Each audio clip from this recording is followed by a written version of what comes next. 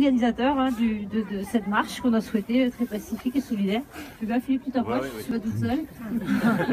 On n'est que deux d'ailleurs, c'est déjà pas beaucoup. Voilà, on a un peu réagi suite à l'article qui est passé samedi matin.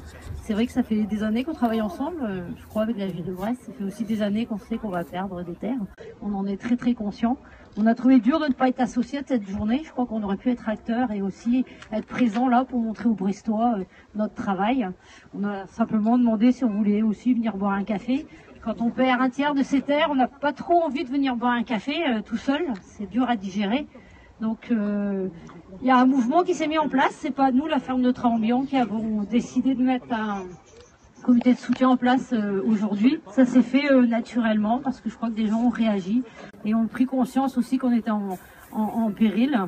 Donc voilà, ça je tenais vraiment à le préciser parce que c'est vrai que après on a assumé, on a mis notre nom dans l'appel parce qu'on a voulu aussi que ce soit nous qui assumions et qu'on ne mette pas d'autres personnes en danger. Voilà, de toute façon on est en danger, donc autant qu'on assume jusqu'au bout.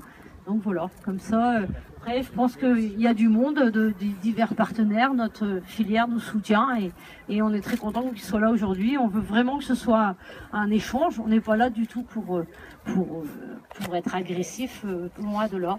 On veut quand même repréciser les choses, certes on va peut-être garder des prairies, vous allez peut-être nous le confirmer, parce qu'avec l'article de samedi on n'était pas très sûr.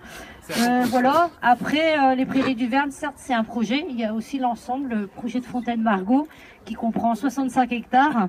Donc ça veut dire que là aujourd'hui, l'agriculture sur Brest, c'est quand même 65 hectares en moins, dont 25 hectares de terre bio. Donc nous là, Philippe et moi, on représente la ferme de Trambion. On n'est pas seul impacté sur le projet, mais là on parle à notre nom, nous. On défend aussi une agriculture respectueuse de l'environnement. Et je crois qu'aujourd'hui c'est ce que les citoyens souhaitent. Donc voilà, vous avez une chance sur Brest d'avoir la ferme qui est là depuis 5 générations. C'est 20 ans qu'on est bio.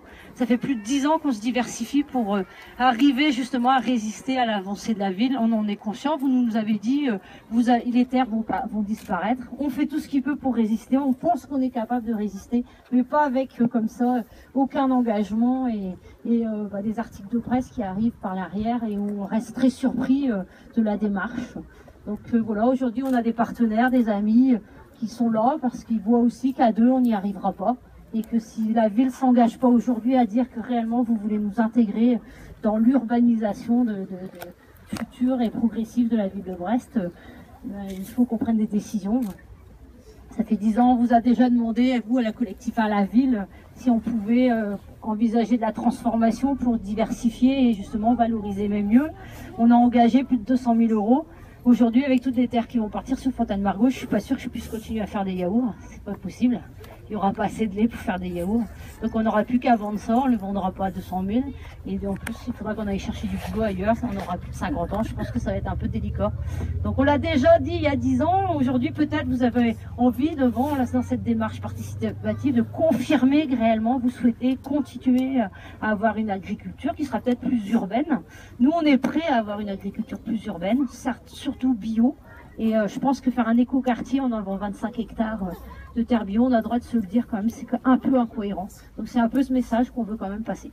Voilà, moi j'ai dit ça.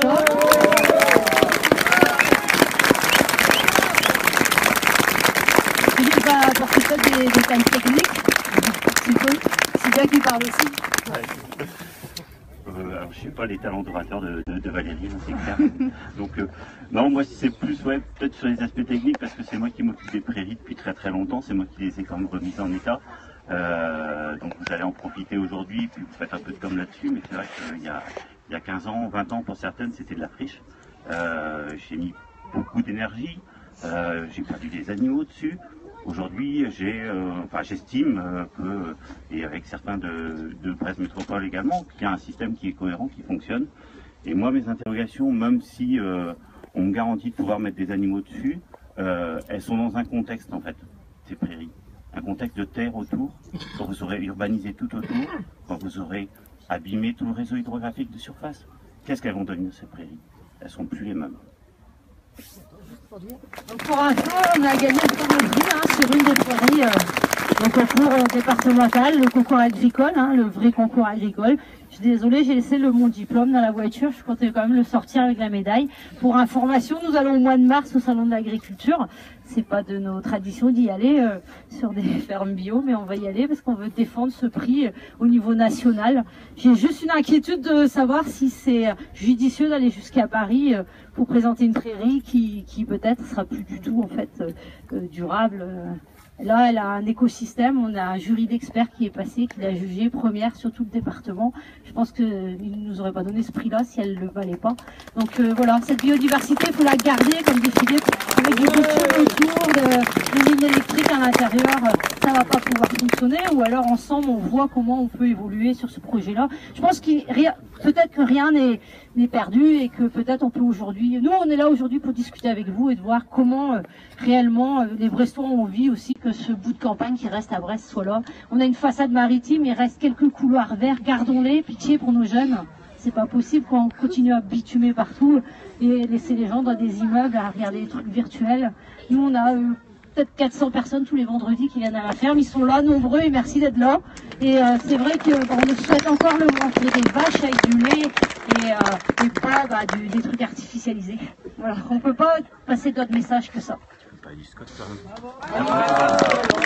Et puis une dernière chose, on a eu hier l'occasion de découvrir une jolie plaquette du Scott où j'ai mon visage en grand dedans avec en fait sur la page qu'on remettait en état justement toutes les réserves écologiques de la ville de Brest. Et c'est vrai, voilà, c'est le cas. On invite les gens justement à venir avec vous parce qu'on va être ensemble, montrer cette richesse aujourd'hui de Brest, de ces belles prairies. Et on peut pas être dans des plaquettes de la ville de Brest et être montré comme une vitrine et puis à côté de ça être progressivement quand même mis dehors parce que concrètement c'est ce qui arrive et on peut pas dire le contraire. Nous, ça nous met véritablement en péril.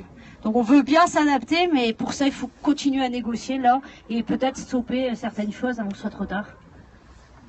Bravo!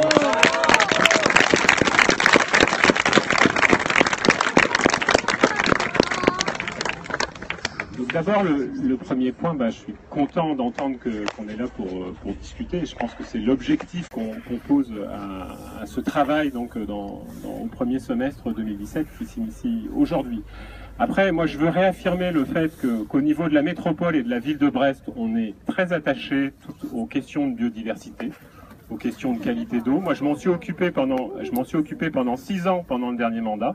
Je peux vous dire que le travail qui est fait sur la métropole et la ville de Brest est remarquable par les services et qu'il y a une vraie attention à toutes ces questions de qualité parce que c'est en lien avec le bien-être des gens et c'est en lien avec la qualité de vie dans la ville. Sur l'agriculture périurbaine, on y est aussi très attaché, une agriculture périurbaine de qualité qui est, je trouve, très bien représentée par la ferme Trahambillan. Et pour lequel on travaille régulièrement. Il y a un travail qui est fait avec les écoles, il y a aussi les écoles, la cantine scolaire sur lequel il y a tout un tas de produits qui viennent de la ferme de Trahambillan. On a des échanges réguliers avec eux et il y a tout un travail. Donc il y a tout un travail qui est fait justement en lien avec cette urbanisation qui est, alors vous aurez peut-être du mal à l'entendre, mais qui est nécessaire. C'est-à-dire... Alors, si on a 2 minutes, eh bien voilà. Alors, je vais vous expliquer que le partenariat il est super, voilà. Et seulement vous voulez tout démolir. Voilà, alors je vais vous expliquer pourquoi. C'est que la réalité de l'urbanisation qui s'est passée dans les 40 dernières années, c'est une urbanisation qui s'est passée de façon très diffuse et partout autour dans le pays de Brest globalement, et donc avec des densités d'habitation de l'ordre de 5 à 10 logements à l'hectare. Cette urbanisation, elle a été dévastatrice, à la fois pour les espaces agricoles et les espaces naturels. Donc elle ne s'est pas vue parce que c'était du diffus. Non, on continue pas. Bien sûr que si. Alors laissez-moi terminer, s'il vous plaît. Donc aujourd'hui, ce qui est proposé sur ces quartiers urbains, c'est des densités qui vont aller de 25 à 30-35 logements à l'hectare. C'est-à-dire 3, 4, 5 fois plus de densité. C'est-à-dire qu'en permettant justement de créer ces nouveaux quartiers, ça permet de loger des habitants qui, si de toute façon on ne crée pas ces logements-là, les gens sont libres, je veux dire, les frontières administratives, les gens s'en moquent.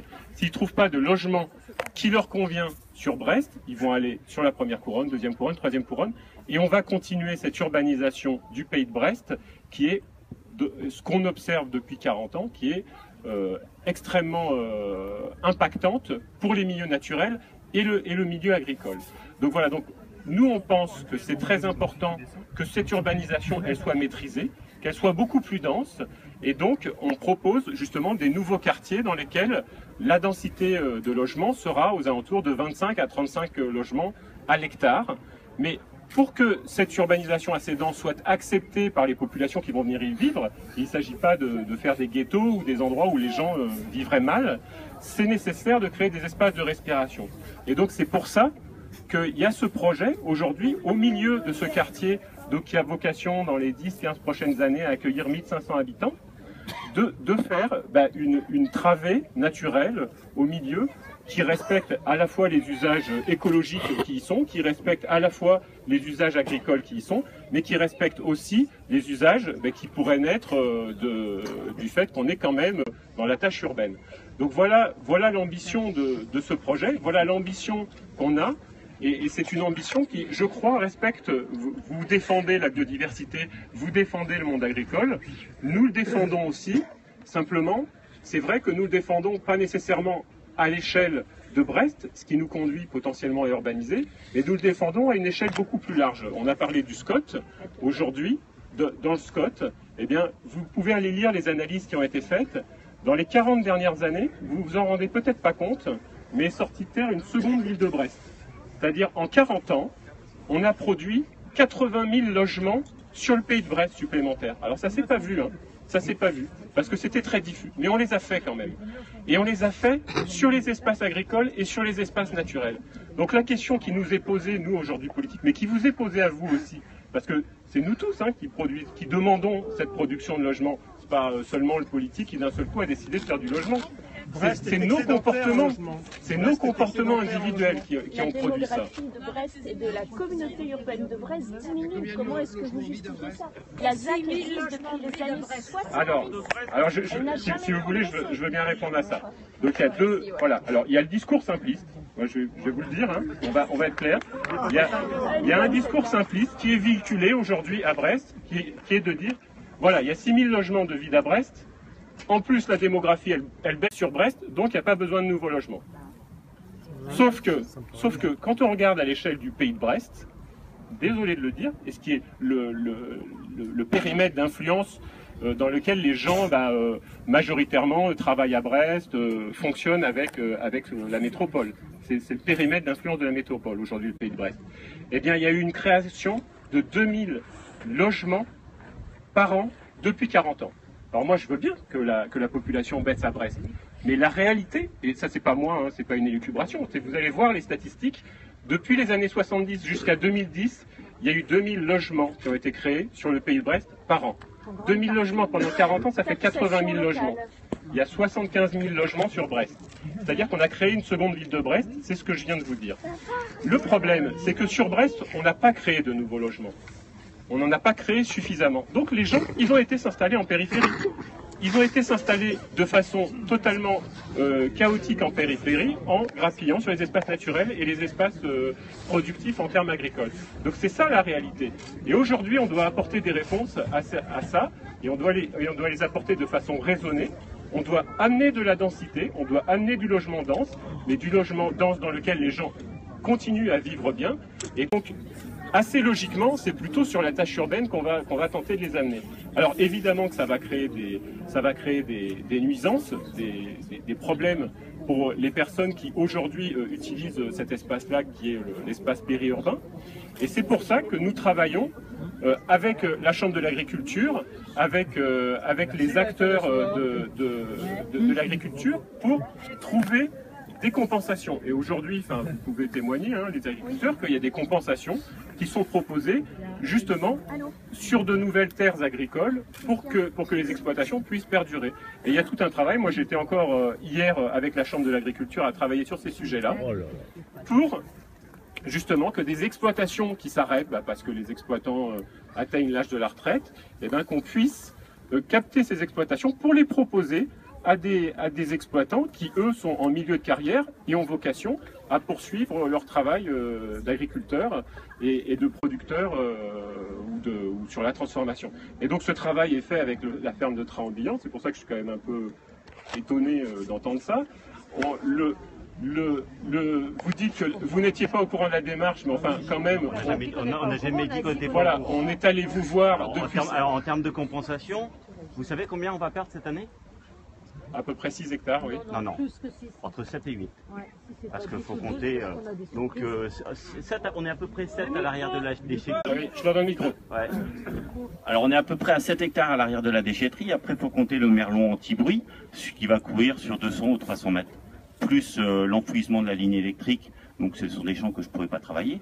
Et puis après, si je tiens compte du dernier mail que j'ai reçu de votre service foncier, on m'a dit de ne plus mettre aucune culture sur 5 hectares supplémentaires. Donc là, on est à plus près de 12.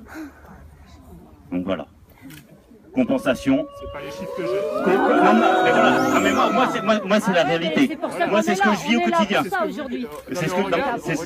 C'est ce que je vais vivre. Et puis après, on rajoute les 4 hectares de prairie où là, on ne sait pas trop. Et compensation, 3. Moi, je veux juste, on a souhaité cette marche verte simplement pour que, on a eu aussi cette pression toute la semaine des médias, sans soutien de la ville. Vous étiez au courant qu'il y avait eu un petit peu que ça bougeait au niveau de la ville de Brest par rapport à l'affaire. On a proposé de vous rencontrer. Cette semaine? Bah oui. Oh bah non, je crois pas. Si, moi j'ai dit que j'étais disponible pour vous rencontrer. Personne ne nous l'a dit. Hein. Alors, franchement, personne. Donc je crois que l'article dans l'Ouest France, vous dites qu'il y a des solutions, qu'on va en trouver. Donc je vous dis, on est là pour ça aujourd'hui. Mais je crois que ce qu'on veut aujourd'hui, c'est surtout un engagement. Soit vous souhaitez réellement qu'on reste et vous le dites publiquement. Oui, on veut, nous on parle au nom de la ferme de Trembian, bio, avec une production respectueuse de l'environnement qui s'intègre dans un éco-quartier.